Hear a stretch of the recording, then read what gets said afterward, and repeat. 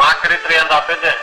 Βιβάστε, θα ακούει το Μάκρη 35. Άρα οι Μάκρη που τα έχουν ορατή κάπου. Μάκρη 35 στο Τσέρμα της Οδού Δημοκρατίας. Στη Λούτσα. Κέντρο Αθηνών στο Μάκρη 35 στο Δούκου του Σουβάδος. Κέντρο μεταμένων στη Βλάρο 5 για κλωβισμό ορθών. Περίφε κέντρο Αθηνών στο Εκμαστό Αέρα.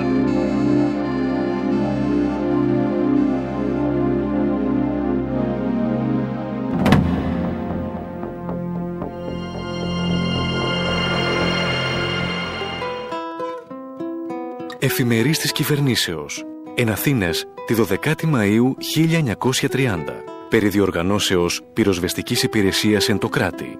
Νόμος 4661. Μπήκα στο πυροσβεστικό σώμα το 1932. Μέχρι τότε το πυροσβεστικό έργο το επιτελούσαν οι στρατιώτες. Ο λεγόμενος πυροσβεστικός λόγος, και τότε μόνο στην Αθήνα και στον Πειραιά υπήρχε πυρόσβεση. Κατόπιν έγινε η Θεσσαλονίκη, η Πάτρα και η Καβάλα. Αισθάνομαι όμως μεγάλη περηφάνεια που ήμουν πυροσβέστης και τώρα χαίρομαι πάρα πολύ που ακούω τα καλύτερα σχόλια και τις κριτικές για το πυροσβεστικό σώμα.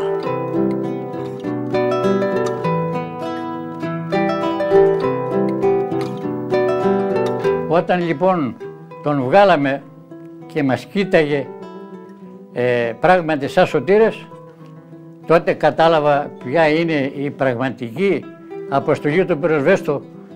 Και το δεύτερο σκέλος, το σημαντικότερο, όχι η αντιμετώπιση των πυρκαγιών, αλλά η παροχή βοηθείας στα κινδυνεύοντα άτομα. Ανδρέα, μ' ακούς? Προσοχή στην πέθανε.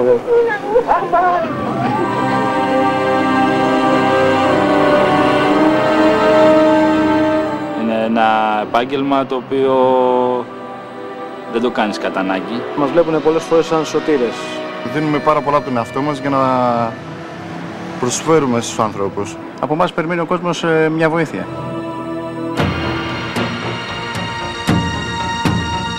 Σαν μονάδα ειδικών απαιτήσεων, έτσι και η εκπαίδευση πρέπει να είναι ανάλογα απαιτητική.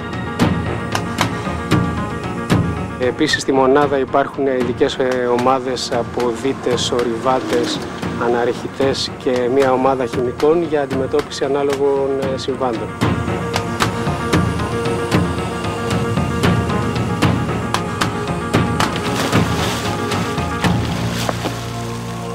Τα τελευταία 5-6 χρόνια έχουμε πάρα πολλά σύγχρονα υλικά στη μονάδα μας για να αντιμετωπίσουμε μεγάλα και βαριά περιστατικά που συμβαίνουν.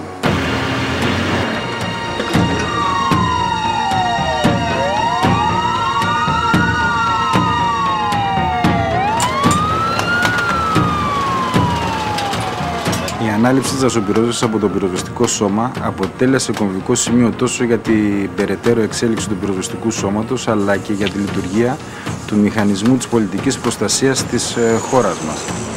Αποτέλεσμα αυτού είναι, από το 1998 και μετά, έχουμε μειώσει τις καμένες εκτάσεις κατά πολύ.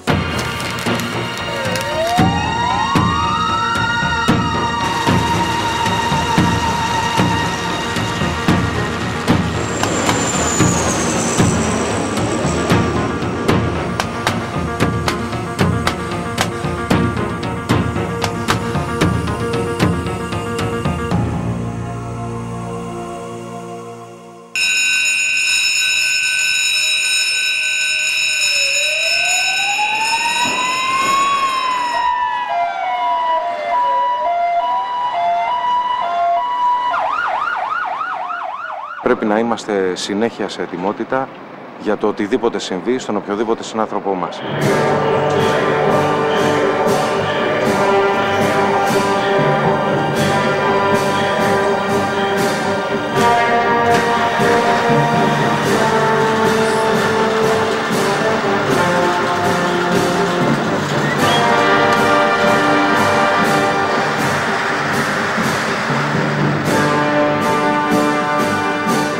Χωρίς να λογαριάζουμε τον κίνδυνο, επιχειρούμε πάντα κάτω από δύσκολες συνθήκες προκειμένου να φέρουμε σε πέρα στην αποστολή μας.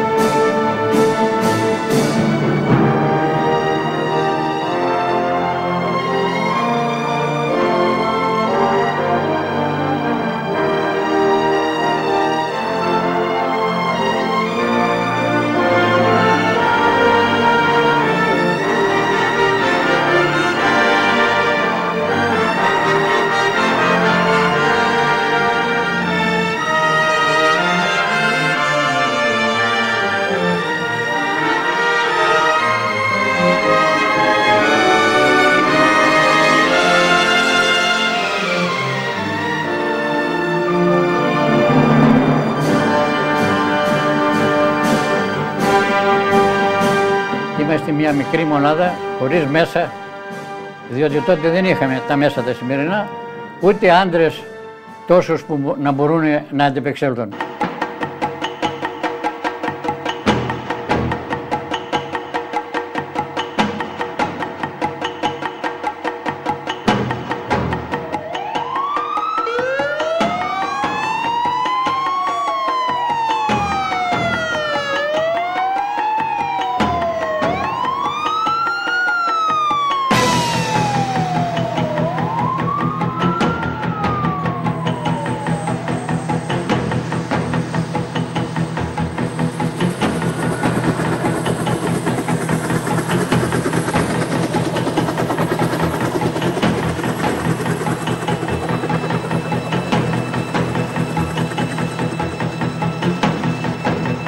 Σίγουρα όλα βοηθάνε, η τεχνολογία, τα μηχανήματα, ο εξοπλισμός.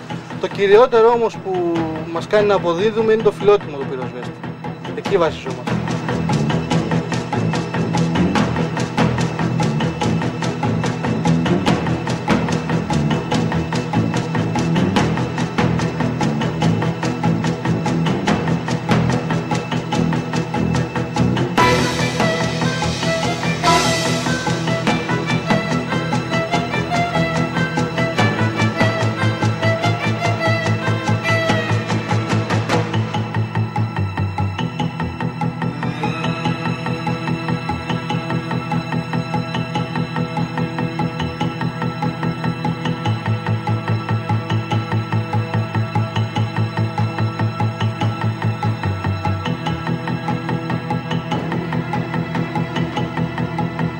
Θα έλεγα ότι η τεχνολογία είναι το α και η ψυχή του πυροσβέστη είναι το ω στη δουλειά μας. Πιστεύω ότι και εμείς βάζουμε το λιθαράκι μας στο κοινωνικό σύνολο, προσφέροντάς του ασφάλεια και την ευημερία που θέλει για να προοδεύσει. Είναι μόνο φύλακας άγγελος των πολιτών. Οι παλιοί συνάδελφοι αμέσως μας αγκάλιασαν, μας βοήθησαν πάρα πολύ στο να μάθουμε τη δουλειά. Η αλήθεια είναι ναι, πως ορισμένες φορές φοβάμαι, αλλά επειδή ξέρω πως πρέπει να το κάνω, μου φεύγει και ο φόβος και κάνω αυτό που πρέπει να κάνω. Το ίδιο αντιμετωπίζουν και άντρες και γυναίκες. Το ευχαριστώ του κόσμου. Αυτό είναι και το οποίο μας κρατάει τόσο ψηλά το ηθικό. Ο κόσμος έχει αγαπήσει πάρα πολύ το πυροσβεστικό σώμα. Πιστεύω ότι και γι' αυτό βρισκόμαστε στις υψηλότερες θέσεις αποδοχής από τον κόσμο. Μαρόκο, Ιράν, Ταϊλάνδη, Τουρκία.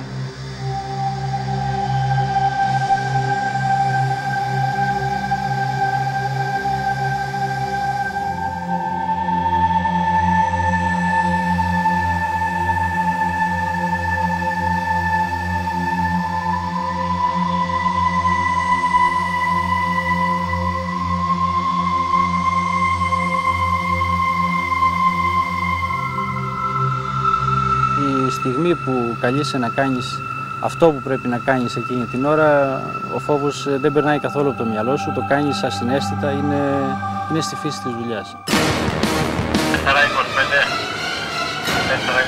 πάμε να βρείτε κλεισμένος 97 στο βασικό.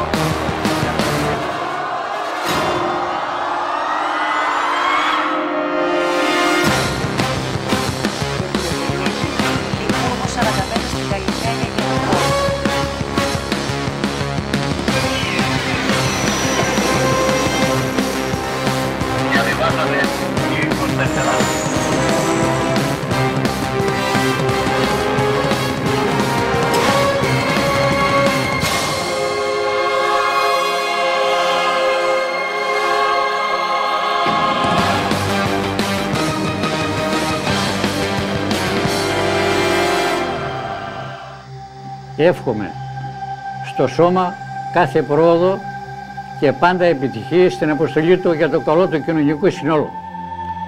Στο προσωπικό να έχει υπόψη του ότι εκτελεί το ευγενέστερο και αλτρουιστικότερο των επαγγελμάτων και ότι η πολιτεία θα περιβάλλει ήδη με αμέριστον εμπιστοσύνη το σώμα. Τρίτον, στο κοινό να έχει υπόψη του ότι κάθε στιγμή οποιοδήποτε κινδύνου υπάρχει μία ετοιμοπόλεμη υπηρεσία για την παροχή αμέσου βοήθειας. Μπορεί αφόβος και ανενδιάστος να τη ζητήσει.